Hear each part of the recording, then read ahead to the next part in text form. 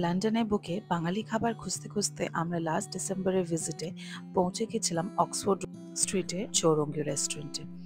এটা chef turned রেস্টুরেন্টের অঞ্জন চ্যাটার্জি এবং তার দুই পার্টনার বা বন্ধু বলবো খোলা রেস্টুরেন্ট।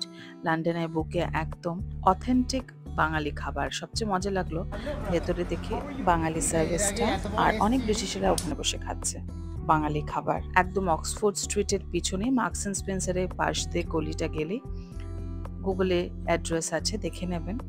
আর বাঙালি খাবার বলতে অসাধারণ। প্রলং টাইম লন্ডনে থাকলে অনেকেই বাঙালি খাবার খোঁজে, স্পেশালি বেঙ্গলিরা। তো মেজরিটি ওখানে ইন্ডিয়ান ফুড তো অনেক রেস্টুরেন্ট আছে, আর বাকি হচ্ছে বাংলাদেশি ফুড। আর আমাদের এদিককার এপার বাংলার আর কি অথেন্টিক বাংলা খাবার টেস্ট করতে চাইলে চৌরঙ্গীর খাবার অসাধারণ। প্রথমে মোচার চপ খেলাম, আমার তখন খুব জ্বর হয়েছিল, তো মুখে একদম স্বাদ রুচি নেই। ওনারাই সাজেস্ট করলো মোচার চপটা খাও, ভেতরে নারকেল কুচি দেওয়া আর একটু মিষ্টি মিষ্টি, মানে একদম এদিককার মতন।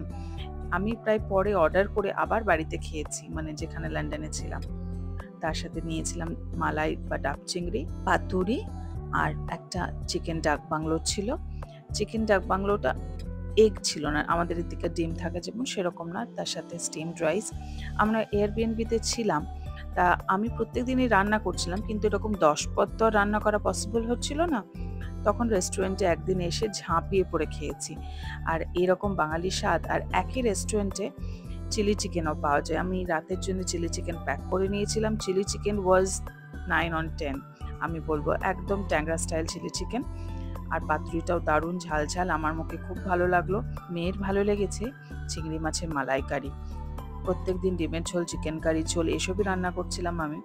আর হচ্ছে কলকাতার ও ক্যালকাটা, মেনল্যান্ড চায়না এসব রেস্টুরেন্টের যেরকম টেস্ট, প্রায় ক্লোজ টু দ্যাট এরকমই খাবারের স্বাদ। কারণ রেস্টুরেন্ট খাবার পোর্শন খুব ভালো ছিল। প্রাইস লন্ডন হিসেবে ভেবে নেবেন কিরকম হয়। মোটামুটি আমাদের 4 জনের খরচ পড়েছিল 90 পাউন্ডের মতো। তার সাথে কমপ্লিমেন্টারি ছিল ডেজার্টে এই বেকড রসগোল্লা আর বেকড ইয়গার্ট। ওরা বেকড ইয়গার্ট বলছে মানে আম দইটাকে বেক করেছে, চিজ কেকের মতন অনেকটা ফ্লেভার ছিল। বেকড রসগোল্লাটা দারুণ খেতে, একদম বলরাম মল্লিক মনে হচ্ছিল। 21 দিন মতন লন্ডনে ছিলাম। বাঙালি খাবারের একটা এই গুছিয়ে খাবারের মতন একটা আকর্ষণ বা তীব্র ক্রেভিংস হচ্ছিল। আর রিদ্ধি অনেকবার লন্ডন গেছে খেলার সূত্রে, তাজ হোটেলেই খেলায় সূত্রে ওঠায়, কোনোদিনও আসেনি। যাই হোক, আজ ব্লগটা অবশ্যই শেয়ার করতে ভুলবেন না। লন্ডন এলে একবার চৌরঙ্গী রেস্টুরেন্টে খেয়ে ট্রাই করবেন।